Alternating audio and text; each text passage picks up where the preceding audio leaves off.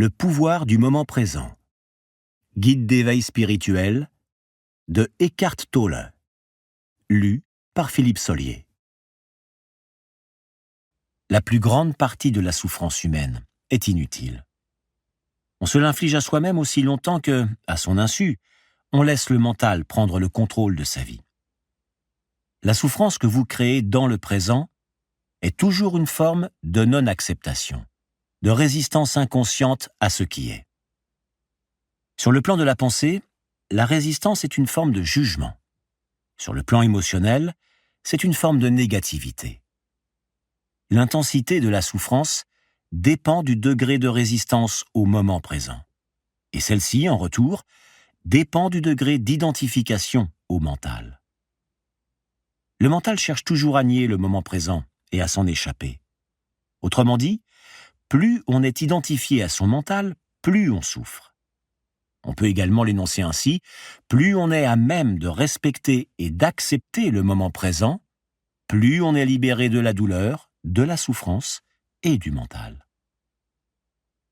Pourquoi le mental a-t-il tendance à nier l'instant présent ou à y résister ? Parce qu'il ne peut fonctionner et garder le contrôle sans le temps, c'est-à-dire sans le passé et le futur. Il perçoit donc l'intemporel instant présent comme une menace.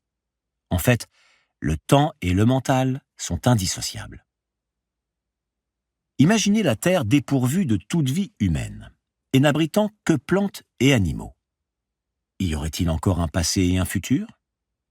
Parler du temps aurait-il encore un sens ? La question « quelle heure est-il » ou « quelle date sommes-nous » s'il y avait quelqu'un pour la poser serait vraiment insignifiante. Le chêne ou l'aigle resterait perplexe devant une telle question. « Quelle heure » demanderait-il. Bien entendu, il est « maintenant, nous sommes maintenant ». Existe-t-il autre chose ? Bien sûr, pour fonctionner en ce monde, nous avons besoin du mental, ainsi que du temps. Mais vient un moment où ils prennent le contrôle de notre vie. Et c'est alors que s'installe le dysfonctionnement, la souffrance et le chagrin. Pour assurer sa position dominante, le mental cherche continuellement à dissimuler l'instant présent derrière le passé et le futur. Par conséquent, lorsque la vitalité et le potentiel créatif infini de l'être, indissociable du moment présent, sont jugulés par le temps, votre nature véritable est éclipsée par le mental. Une charge de temps de plus en plus lourde s'accumule sans cesse dans l'esprit humain. Tous les individus pâtissent sous ce fardeau, mais ils continuent aussi de l'étoffer chaque fois qu'ils ignorent ou nient ce précieux instant, ou le réduisent à un moyen d'arriver à quelque instant futur qui n'existe que dans le mental, jamais dans la réalité.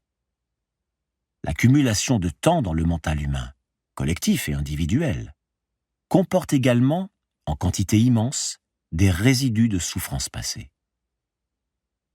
Si vous ne voulez plus créer de souffrance pour vous-même et pour d'autres, si vous ne voulez plus rien ajouter aux résidus de cette souffrance passée qui vit encore en vous, ne créez plus de temps.